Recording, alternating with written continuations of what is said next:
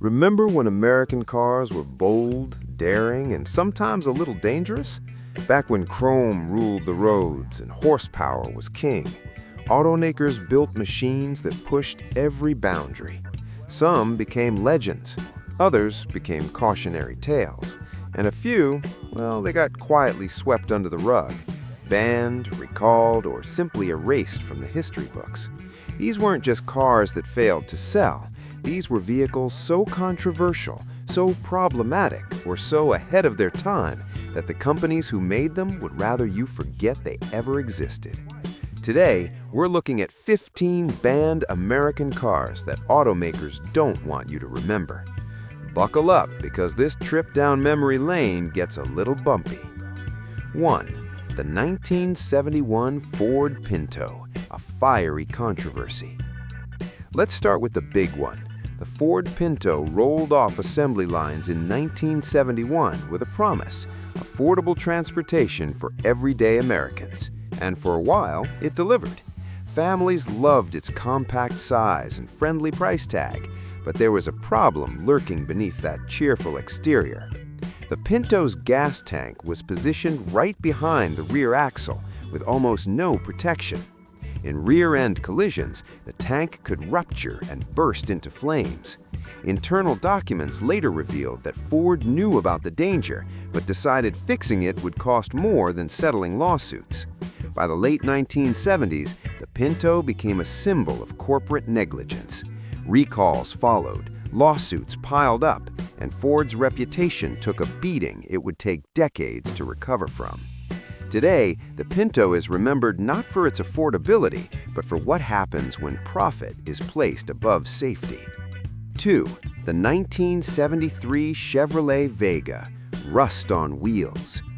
In 1970, Chevrolet introduced the Vega as their answer to the fuel crisis in foreign imports. It was small, efficient, and built right here in America. For a moment, it looked like a winner. But within just a few years, Vega owners noticed something alarming. Their cars were literally falling apart. The body panels were made from low-quality steel that rusted faster than anyone thought possible. In some climates, you could watch the rust spread like a disease. The aluminum engine block warped under heat, gaskets failed, and oil consumption became a nightmare. Chevy rushed the Vega to market without proper testing, and it showed. By 1977, the Vega was quietly discontinued, and General Motors hoped everyone would just forget. They almost succeeded, but for those who owned one, the Vega remains a painful reminder of what happens when shortcuts replace craftsmanship. 3. The 1958 Ford Edsel, America's biggest flop. The Edsel wasn't banned in the traditional sense, but Ford wishes it had been erased from memory. Launched in 1958 with one of the largest marketing campaigns in history, the Edsel was supposed to revolutionize the automotive world. Ford invested hundreds of millions of dollars and built an entire division around it. But when the public finally saw the Edsel, they weren't impressed. That vertical grille looked, well, let's just say opinions varied wildly. The car was plagued with mechanical problems, poor quality control, and a recession that killed demand for mid-priced vehicles. Dealerships couldn't give them away. After just 3 model years, Ford pulled the plug, losing over $350 million in today's money. The name Edsel became synonymous with failure. Ford scrubbed it from their heritage materials for decades. Even now, mentioning the Edsel at Ford headquarters gets you some uncomfortable looks. 2. The 1974 to 1976 Ford Mustang II, the pony that lost its gallop. The original Mustang was an icon, powerful, stylish, and undeniably American. Then came 1974. The oil crisis hit, and Ford panicked. They shrunk the Mustang down, gave it a tiny 4-cylinder engine, and slapped the legendary badge on what was essentially a dressed-up Ford Pinto. Mustang purists were horrified. This wasn't the muscle car they knew and loved. It was slow, uninspiring, and felt nothing like a Mustang should. Sure, it got better gas mileage, but that didn't matter to fans who felt betrayed. Ford sold plenty of Mustang IIs because people needed economical cars, but enthusiasts have spent nearly 50 years trying to forget it existed. Even Ford rarely mentions it in anniversary celebrations. When they show a timeline of Mustang history, the Mustang II often gets conveniently skipped. It's the family member nobody talks about at reunions. 5. The 1982 Cadillac Cimarron, luxury that wasn't. Cadillac had a reputation. For decades, owning a Cadillac meant you'd made it. Then, in 1982, they introduced the Cimarron, and that reputation took a nosedive. The problem was simple. The Cimarron was just a Chevrolet Cavalier with leather seats and a Cadillac badge. GM thought buyers wouldn't notice, but they absolutely did. You could buy a Cavalier for $7,000 or a Cimarron for $12,000, and they were nearly identical. Cadillac tried to pretend it was a true luxury car, but the cheap plastic interior, weak engine, and bargain basement feel told a different story. Sales were disastrous, and Cadillac's image suffered immensely. The Cimarron lasted until 1988, but the damage was done. It took Cadillac decades to rebuild trust with luxury buyers. Today, GM rarely acknowledges the Cimarron existed. It's the mistake they want buried in the deepest archives. 6. The 1971 Chevrolet Corvette LS6, too much power. Here's one that was banned for being too good. The 1970-1971 Corvette LS6 packed a monster 454 cubic inch V8 engine, producing 425 horsepower, on paper that is. Most experts believe it was closer to 500. This thing was a rocket on wheels, capable of hitting 60 miles per hour in less than 6 seconds. But there was a problem. Insurance companies took one look at the accident reports and went ballistic. Rates for young drivers skyrocketed to unaffordable levels. At the same time, new emissions regulations were coming down hard. The LS6 was thirsty, loud, and produced enough emissions to fail any modern test by a mile. Chevrolet killed it after just 1 year in Corvettes, though the engine survived in trucks a bit longer. Today, collectors hunt for LS6 Corvettes like treasure. They represent the absolute peak of American muscle before the government and insurance companies said enough.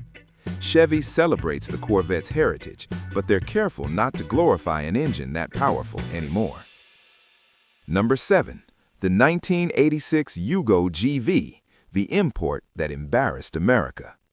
Technically, the Yugo wasn't American, but it was sold here and it became an American punchline. Imported from Yugoslavia and marketed as the cheapest new car in America at $3,990, the Yugo GV looked like a deal. It wasn't. These cars fell apart in ways that seemed almost impossible. Doors didn't align, engines died without warning, and the electrical system was a cruel joke. One famous incident involved a Yugo being blown off a bridge by strong winds. Consumer Reports called it the worst car they'd ever tested. The Yugo became a symbol of everything wrong with cutting corners. By 1992, the company collapsed and remaining Yugos rusted away in junkyards. American dealers who sold them don't like to talk about it. Those years are conveniently missing from resumes. The Yugo wasn't officially banned, but it might as well have been. It destroyed its own reputation so thoroughly that nothing else was needed. Number 8. The 1957 Chrysler 300C, the highway killer. The 1957 Chrysler 300C was gorgeous, powerful, and incredibly dangerous. With a massive 392 Hemi V8 producing 375 horsepower, this luxury muscle car could hit speeds well over 130 miles per hour. That doesn't sound unusual now, but in 1957 it was terrifying. The problem? The brakes, suspension, and tires weren't designed for those speeds. Drivers who pushed the 300C to its limits often found themselves unable to stop or control the car. Accidents were common and often fatal. Highway patrol officers nicknamed it the Widowmaker. Insurance companies refused to cover them at reasonable rates. Chrysler never officially admitted the car was too dangerous, but production numbers tell the story. Only 1,918 were built before Chrysler quietly toned down the next model year. Today, the 300C is a collector's dream, but Chrysler doesn't promote its darker history. They'd rather you forget about the body count. Number 9. The 1976 Chevy Chevette, cheap and deadly. The Chevrolet Chevette was America's answer to tiny, fuel-efficient imports. Introduced in 1975, it was basic transportation at a basic price, and that's where the problem started. The Chevette was so cheaply built that safety became an afterthought. In crash tests, the car crumpled like a soda can. The doors could pop open during collisions, ejecting passengers. The steering column had a nasty habit of impaling drivers in frontal impacts. There was almost no protection in side impacts. Yet GM sold millions of them because they were affordable and got good gas mileage. By the mid-1980s, safety advocates were calling the Chevette a death trap. GM finally discontinued it in 1987, but not before thousands had been injured in accidents. The Chevette wasn't officially banned, but crash reports and insurance data made it clear this was one of the most dangerous cars on American roads. GM has spent years trying to make people forget they ever built something so unsafe. Number 10. The 1974 AMC Gremlin, the exploding hatchback. American Motor Company was always the underdog, but the Gremlin might be their most infamous creation. Introduced in 1970, it looked like someone had taken a normal car and cut off the back with a hacksaw. But the weird looks weren't the real problem. By 1974, reports started flooding in about Gremlins catching fire. The fuel system had serious design flaws. Gas line connections leaked, and the tank's position made it vulnerable to punctures. In certain accidents, Gremlins would burst into flames, just like the Pinto. AMC issued quiet recalls and made modifications, but the damage was done. The Gremlin became a punchline and a hazard. Production continued until 1978, mostly because AMC was desperate and couldn't afford to kill it sooner. Today, AMC is gone, absorbed by Chrysler, and the Gremlin is remembered more for internet memes than its actual history. The automakers who now own AMC's legacy would rather you forget the Gremlin ever existed. 11. The 1981 DeLorean DMC-12, Dreams and Scandals. The DeLorean DMC-12 is famous now because of Back to the Future, but the real story is much darker. Built in Northern Ireland with backing from the British government, the DeLorean was supposed to be a revolutionary sports car. That stainless steel body looked futuristic, and those gull-wing doors were straight out of science fiction.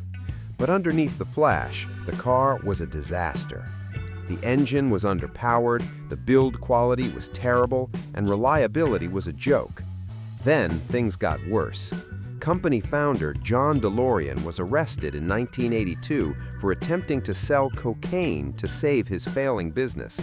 The FBI sting operation destroyed any remaining credibility. The company collapsed, and fewer than 9,000 cars were ever made. DeLorean was acquitted, but the damage was permanent. The car became a Hollywood icon later, but the automakers who supplied parts and the investors who lost millions would rather forget the whole mess. The DeLorean represents ambition corrupted by desperation. 12. The 1980 Chevrolet Citation, recalled to oblivion. In 1980, Chevrolet launched the Citation as a revolutionary front-wheel drive compact car. It won Motor Trend's Car of the Year. Over 800,000 were sold in the first year alone. Then the recalls started, and they didn't stop. Citations had brakes that failed without warning. The throttle would stick open, causing uncontrolled acceleration. Rear suspension components broke during normal driving. Steering failures left drivers unable to control their cars. By the time GM finished issuing recalls, millions of citations had been called back for safety defects. Class action lawsuits piled up, and GM's reputation took another massive hit. The Citation limped along until 1985, but buyers had long since abandoned it. GM quietly retired the name and hoped everyone would move on. They have largely succeeded. Today, Citations are rare because most were scrapped long ago. GM doesn't include it in their heritage advertising. It's another embarrassment they'd rather stayed buried. 13. The 1986 to 1987 Audi 5000, unintended acceleration. The Audi 5000 was technically German, but it was sold heavily in America and became an American scandal. Starting in 1986, reports exploded about Audis accelerating on their own, crashing through garage walls, hitting pedestrians, and causing serious accidents. Owners reported that the car would lunge forward when they started it, even with their foot on the brake. 60 Minutes ran an investigation that showed a dramatic demonstration of sudden acceleration. Audi sales collapsed overnight. The company insisted it was driver error, people hitting the gas instead of the brake, but the damage was catastrophic. Audi nearly pulled out of the American market entirely.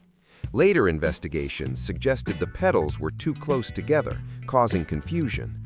Whether it was design flaw or driver error remains debated. What's certain is that the incident almost killed Audi in America. It took decades for them to recover. Today, Audi rarely mentions the 5000. It's a dark chapter they'd rather leave closed. 14. The 1990 Dodge Stealth RT Turbo, the lawsuit magnet. The Dodge Stealth was actually a rebadged Mitsubishi 3000, and the turbocharged version was fast, stylish, and expensive. It was also plagued with problems. The complex twin-turbo system broke constantly. Transmissions failed. The all-wheel drive system was a maintenance nightmare. And then came the lawsuits. Owners claimed Dodge knowingly sold them defective cars. The turbochargers would fail, sending metal shrapnel through the engine. Repair costs often exceeded the car's value. Dodge dealers struggled to fix problems they barely understood because the car was built in Japan. The partnership between Dodge and Mitsubishi became strained. By 1996, Dodge pulled the plug on the Stealth, leaving owners stranded with orphaned vehicles. Parts became scarce, values plummeted, and bitterness grew. Today, Dodge celebrates their muscle car heritage, but the Stealth is noticeably absent from those celebrations. It's another collaboration they'd rather forget, another reminder that badge engineering doesn't always work. 15. The 2000 Ford Explorer, the rollover king. The Ford Explorer defined the SUV boom of the 1990s. It was everywhere. Families loved it. Then, in 2000, everything fell apart.